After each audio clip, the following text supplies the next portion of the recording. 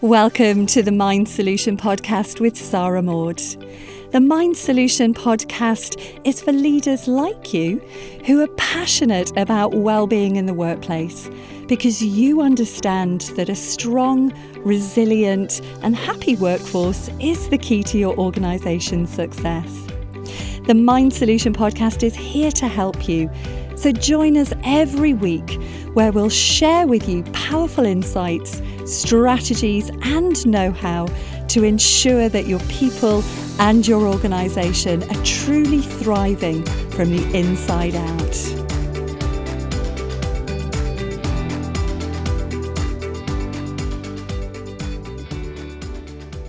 Hello and welcome. This is your host, Sarah Maud, and I'm here today to explore what we mean by the term psychological safety.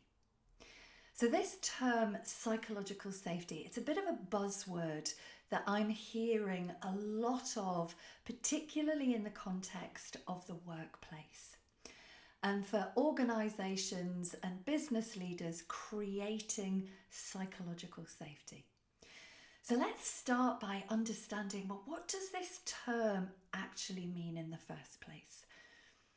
Well, for me personally, if I was to put it into really simple language, the term psychological safety is feeling safe to be our true selves. And when we're being our true selves, we're sharing ideas, we're speaking out, we're voicing our opinions, we're expressing ourselves. We're sharing with other people what's going on with us, what we're feeling, what we're thinking. So for me, it's an expression of what's going on within us, and we're doing it in a way that it feels safe to be able to express ourselves. It feels safe for us to show up as our true selves, our authentic selves. Now, in order to do that, we need to feel that it's safe. We need to feel safe both within ourselves, and we also need to feel safe in our environment. Now, what does safety mean? Well, if I was to put this into the context of the survival response. So the one thing that your body is concerned with more than anything else at all is your survival. We are primed for survival. So the survival response is also known as the freeze, fight or flight response. And we're scanning at an unconscious level, we're scanning our environment 24/7 to make sure that we are safe. And the moment that we don't feel safe, we automatically kick in with the freeze, fight and flight response. Now, we don't need to think at a conscious level, shall I freeze? Shall I fight this perceived threat to life? Shall I run away? Shall I escape? It just happens, which when you think about it is incredible that we have that innate ability within us to decide in a millisecond what to do. Now, safety and survival, you might think, well, what is it that I've got to protect myself from when it comes to the workplace? Because the majority of us are not in positions where there is a threat to life. You know, if you were working, for example, in the armed forces, in the police force, in the fire brigade, is there potential in your day-to-day experience for there to be a threat to life, a real threat to life? Yes, absolutely. But for those that work in the corporate world, for example, is there a real threat to life? No. But do we still get triggered with that survival response on a daily basis? Yes. And what we're getting triggered by are what we perceive as threats. So if we've got somebody in our environment, in the workplace, that, for example, is being quite challenging with their behaviour, we can perceive that as a threat. So we're going to trigger the survival response. If we experience a conversation with somebody and we're experiencing that as a conflict, if we feel threatened in some way, can that trigger the freeze, fight and flight response? Yes. If we're put into a redundancy situation, if the organisation's going through a restructure, can that potentially trigger the survival response? Absolutely. Can, in fact, any kind of change where we are in a position where it's the unknown, that it feels unfamiliar, can any of that trigger the survival response? Absolutely. Can we be looking at our to-do list, our project list, and see that we've got 10 things that needed to be completed by the end of the week, and we just haven't got the space and the capacity to be able to do them? Is that enough to trigger the survival response? 100%.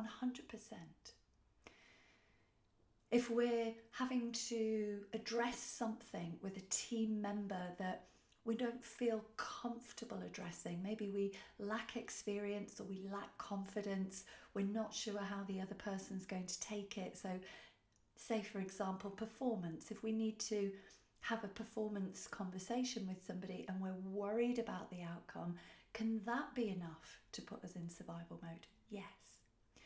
So you can see that we are triggering the survival response all day, every day. And in fact, studies tell us that about 70% of people are actually living their life from the hormones of stress. And the stress hormones are what we create when we're in that survival mode. So when we're in survival mode, we create cortisol, stress hormone, we create adrenaline, noradrenaline. So we're in this primed survival mode where the only thing that we are concerned with is survival. So does that make for harmonious relationships? Does that make for ease and flow and great communication? No, it doesn't.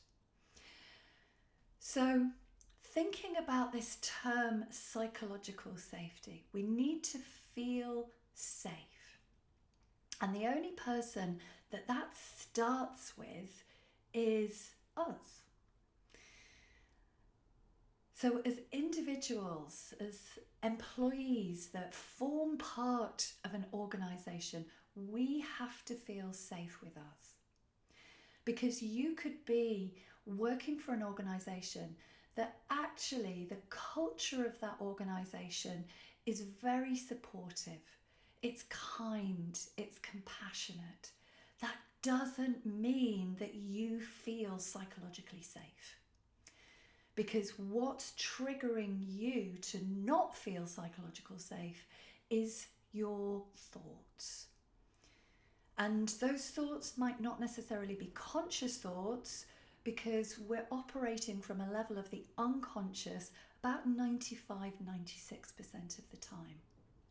So if we don't feel safe in ourselves, if we're worried about the outcome, if we've got psychological blocks, psychological barriers to speaking out, to being our true self, then those things are going to prevent us from feeling safe. Whether that's feeling safe to put forward an idea about an alternative to redundancy, or whether that's us feeling safe to share with our manager what's going on for us in our personal life. It's all about what do we feel as individuals. And do we even recognise as individuals when we feel safe or we don't feel safe? You know, so many people are living in their head. So many people are disconnected from their body and have spent the vast majority of their life ignoring their emotions, ignoring what the body is trying to communicate with them, ignoring their feelings, or trying to distract themselves from their emotions, distract themselves from what it is that they're feeling with food or television or even work. You know, people that feel that they have to be busy all the time, that's a trauma-based response.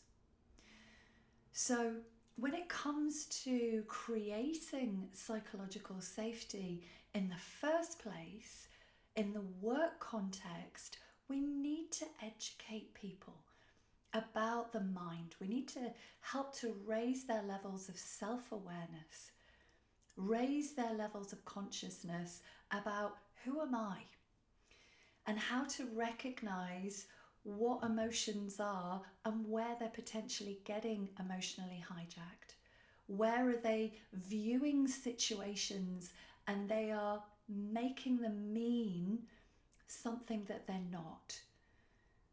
And what I mean by that is that everything that you are experiencing at any one time is 100% internally generated. So everybody has got their own internal reality. And that internal reality is based on the perceptual map and model that you carry around inside your neurophysiology.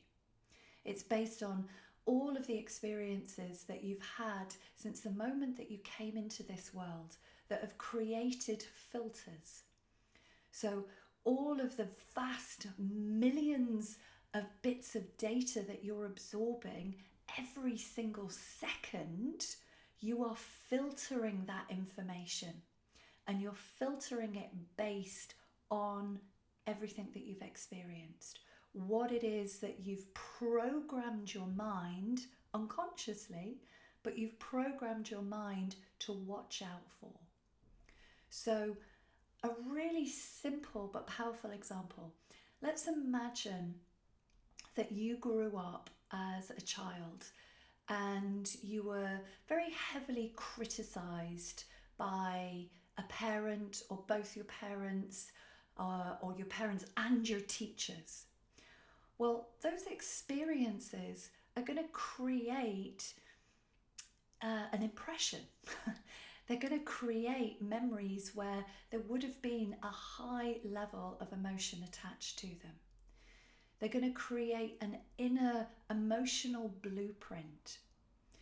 And especially if you were subject to that numerous times, you will have made that mean any number of things. But it's my guess that when you were in those moments of feeling criticized as a child and maybe feeling like you couldn't do anything but go into the freeze response because you couldn't fight back, you couldn't voice your opinion, and you couldn't take flight, then you might have just gone into the freeze response where you've experienced these situations and they've left their mark on your mind. And if we think about the way that the mind operates, is you're always scanning the environment.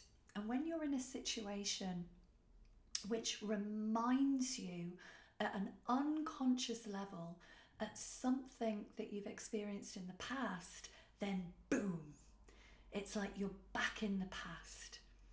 Because your brain's going, well, how did we deal with this last time? What was this situation about last time? Now, the situation could be very different, but if you're in a situation at work where you're perceiving that you're being criticized, is all of the totality of times that you've been criticized going to come flooding back into your body? Yeah, of course. Because you're back in what you are experiencing as a survival experience.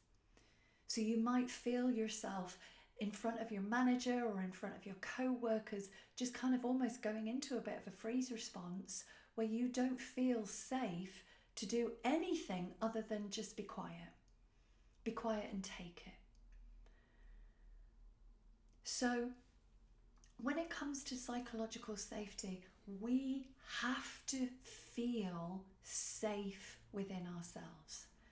regardless of the environment. As I say, the environment could be one that's very kind, it's very caring, it's very compassionate. But if we've got a whole back catalogue of experiences which haven't been processed, that maybe we're still caught in a bit of a trauma response, then those are going to create psychological blocks to you feeling safe, your employees feeling safe. And when you think about, well, what can we do as what can we do as organisations about our culture? For those individuals, it's not about the culture, because it's about their internal reality, that 100% internally generated reality. So the best thing that we can do to create psychological safety is, as I said, it's education. It's helping people to understand themselves, understand cause and effect, helping them to understand how they can manage themselves in the moment, how they can start to create different responses to what's going on. Because whatever we have experienced in the past is in the past. So something that's in the past, well, it doesn't exist anymore. But the thing that's keeping it alive is our focus of attention, the pathways in our brain, the conditioned, habitual and emotional responses to situations that we just naturally go into when we're in these situations that remind us of things that have happened in the past. So helping individuals to understand themselves, understand that cause and effect, teaching them about the mind, about the power of thought, can help to really empower and liberate your people so that they feel free, they feel safe, they feel more empowered. Now, the benefit of that isn't just psychological safety. The benefit of that is priceless. Because if you've got a whole team of people that are able to manage their internal responses to situations, well, that is priceless. Because that will create harmony. That absolutely will create more productivity.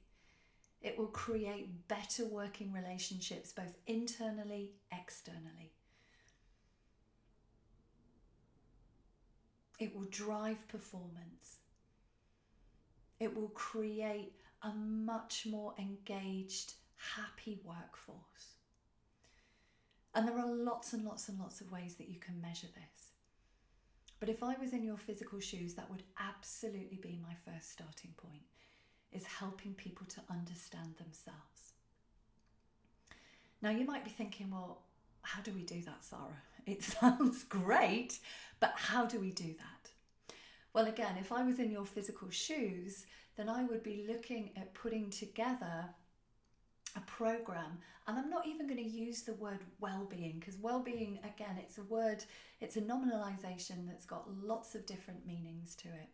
But I would be putting together a program that encompassed this. Because if we don't understand ourselves, if we don't understand the mind and the body, then no amount of well-being training is really going to have its mark on you. That's just a bit like throwing jelly against the wall and hoping that it sticks.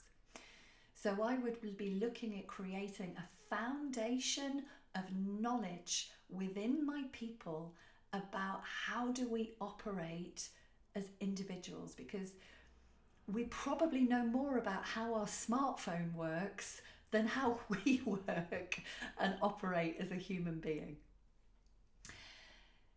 My second port of call, if I was an organisational leader, would be, okay, so once we've educated people, once we've helped them to feel safe within themselves, is to then look at our culture.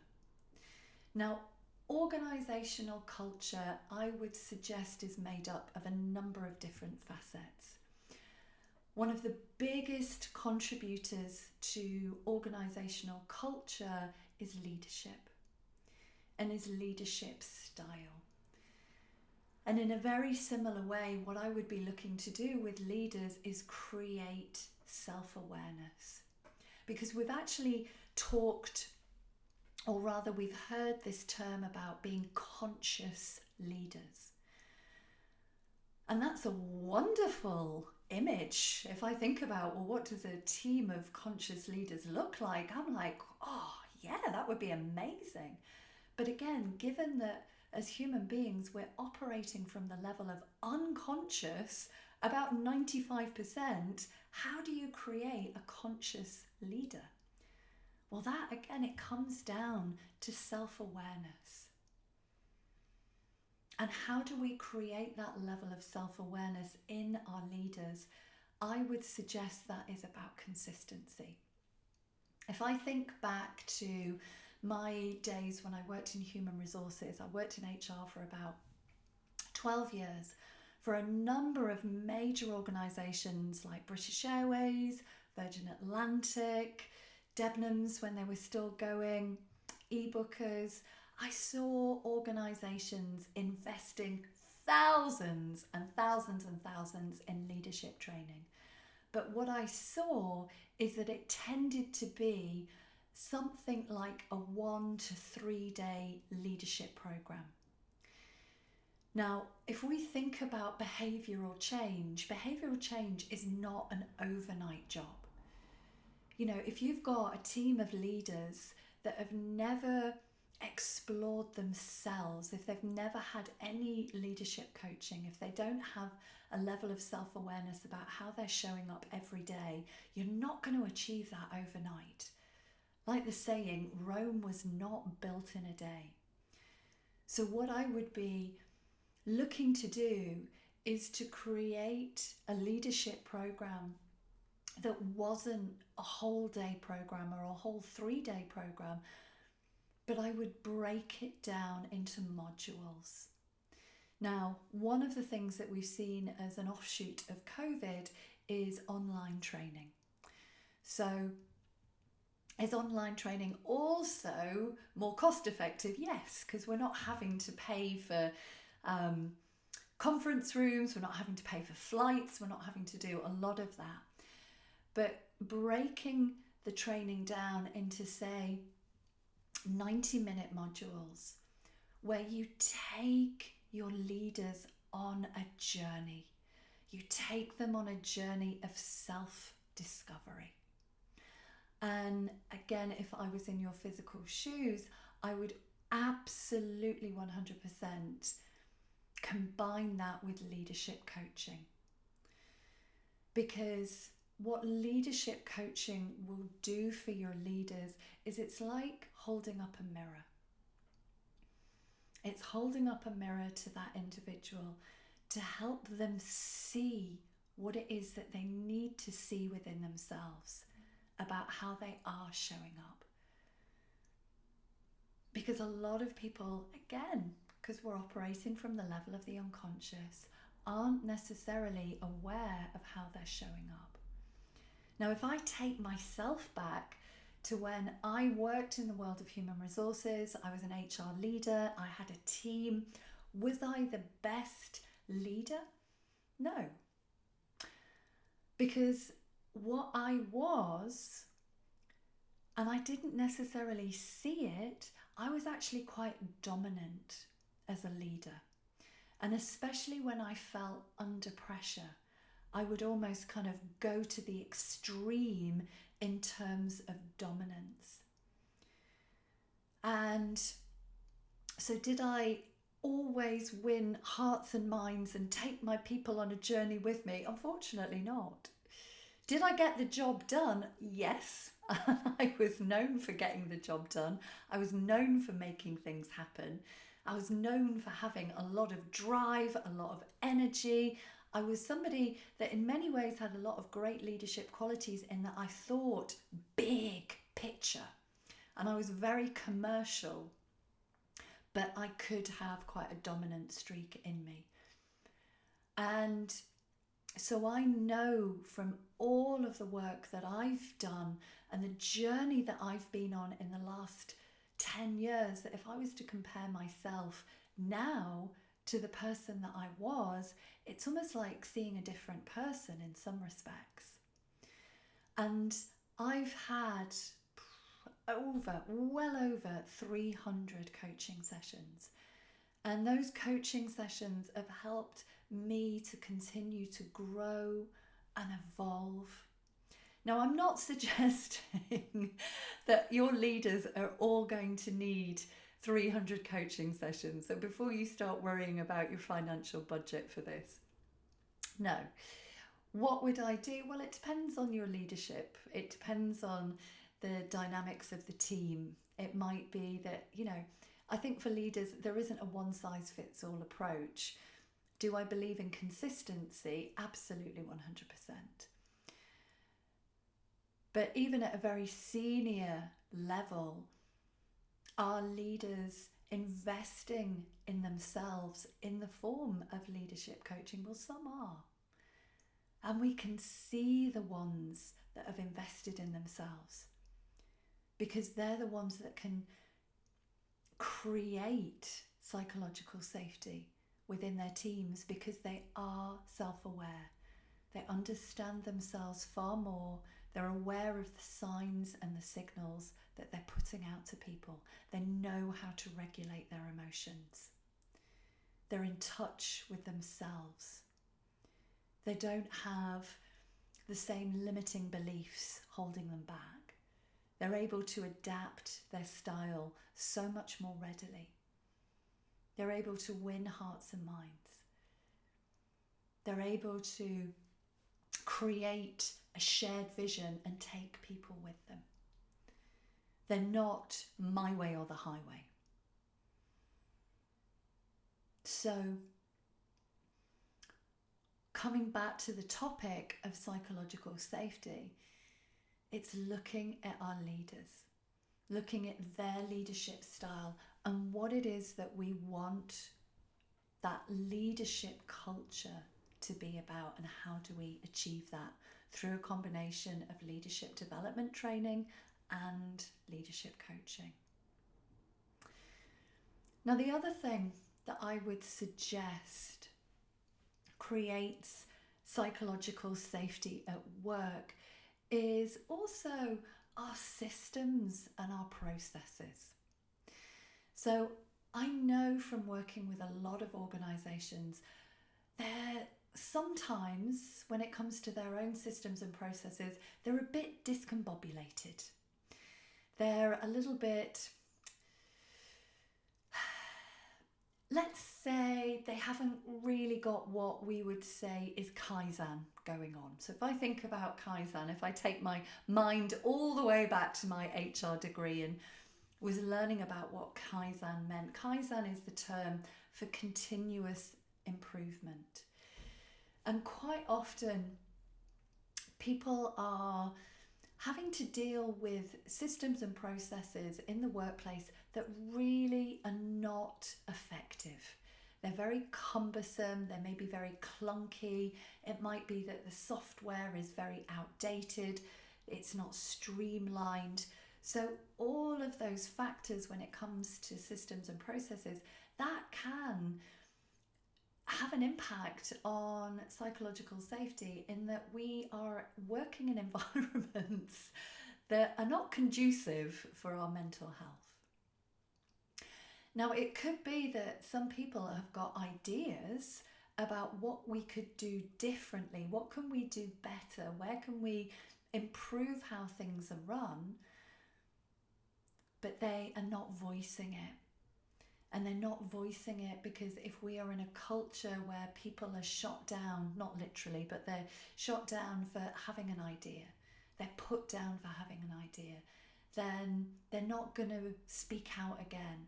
If they voice something, and it's, even if it's not a brilliant idea, it's also about how that idea is responded to. You know, it reminds me of, I was actually in the gym a few weeks ago, and they've got, hair dryers and hair straighteners in the ladies. They might also have in the men, I don't know, but in the ladies changing area.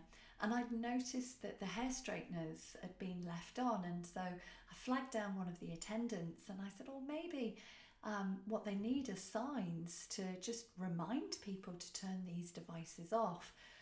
And this one lovely attendant, she said, we've told them, now I assume by them she meant the management team, we've told them so many times, but just nobody listens to us. And I really felt for this individual, because from a both psychological safety and an employee engagement perspective, are individuals like her going to keep voicing their ideas and their opinions about how things could be improved? No. So psychological safety is absolutely also just about listening to people. Do we really take the time to listen when somebody does have an idea? So you see, when we think about psychological safety, it's not just one term. It is really about a number of layers. But if you can create the insight, the awareness, and the culture where people feel safe, where they're expressing themselves, they're pushing forward ideas, the leadership team are sending out the right signals, they're being the change that they want to see in the workplace, then what are going to be the consequences of that? What will be the impact of that on your ability to retain top talent, on your ability to really have a strong workforce that really pull together as a team? I see on so many job adverts, you've got to be able to think creatively and be innovative. Well, that's great, but does your culture allow for that? And if it does allow for that, then, look at some organisations like Apple. Look at what they've achieved in terms of their products. If I think about their brand, they are absolutely known for creativity and innovation. And as a result, they're one of the most successful organisations in the world. So, as organisational leaders, if you want an organisation that really is successful, even more successful, then I would encourage you to just reflect on everything that I've shared in this podcast. And I hope that this podcast has been beneficial for you, that it's really given you food for thought about what you can do that creates psychological safety, and that you can see the benefits of that. And if this is something that we can absolutely help you with in terms of helping your individuals feel safe within themselves, that we can work with your leadership team, then absolutely get in touch with us at www.themindsolution.com, or just hop onto the link in this podcast and book your free consultation now. So thank you so much for being with me today, and have a wonderful rest of your day. Bye-bye for now.